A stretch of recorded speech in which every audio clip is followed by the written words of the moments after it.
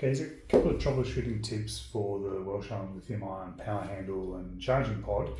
If your device isn't working, whether it's the otoscope head or the ophthalmoscope head, the first thing to do would be to check both of them, just to make sure that if one works and the other doesn't, then it's quite likely it's actually the globe that's the issue rather than the handle or the charger. And the globes are positioned in the bottom of each of these heads, and they basically just pull out. So you can just get a fingernail, a pair of tweezers either side and slide them out. So if you have one head that works and one doesn't, the likely thing is that it's going to be the globe. Now with the otoscope, it's pretty obvious because when you turn it on, it either works or it doesn't. With the ophthalmoscope, however, you can turn it on, and on this one it's not as obvious, but on, let me just show you the old Panoptic. If we have the aperture sitting between positions here, then it blocks the light.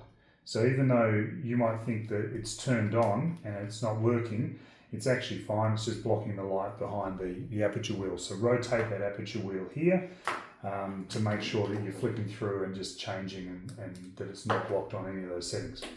Now if it doesn't work with either head, or you don't have the ability to test another head, the other thing to notice is if this LED is on down the bottom there, that means that there is power in the battery, but it's running very low. It's probably down to its last 10 minutes of charge. And also when we put it in the charging stand, if the charger is getting power to it and it's connected to mains, it'll light up with that green LED like this one is here. And when we put the handle in, that should turn orange to indicate that it's now charging. Once it's fully charged, it goes back to green. Now, you can see there's a little bit of flickering there as I move it. If yours, you put the handle in and it goes to green like that and doesn't change to orange, and you need to jiggle it up and down and just rotate it around a bit and just sort of see, does it actually stay on or not? So what might be happening is that it might actually be the charging stand itself. So what we can do is just unplug the power, so we can see the light's gone out, there's no power. I've just got a small flat head screwdriver here, and it's really difficult to see in this lighting, but there is a little spring that sits behind this LED. And all we want to do is just gently prise that, get the screwdriver behind it, and just gently prise it out a bit. Not so that it's going to break off, but just so that it puts a little bit more tension against the handle, because it touches this metal ring here.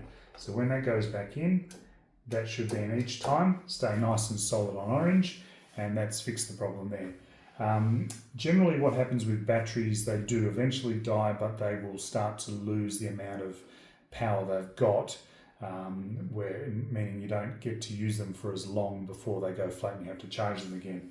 So if they suddenly go from being quite usable to dead flat, it may be more of a charging issue at that point. Also, some of them can develop some arcing, or they look like little rust stains around this metal here, and that can also prevent the contact with the inside of that pin. So a little bit of light emery cloth or very fine sandpaper, you can just sort of clean that up a bit, and that should give you a better connection there. So whenever you're popping it in, I like to just do it a number of times, jiggle it around, just see if it's actually making contact, and just looking for that to stay orange. Once it goes solid green, then it's fully charged.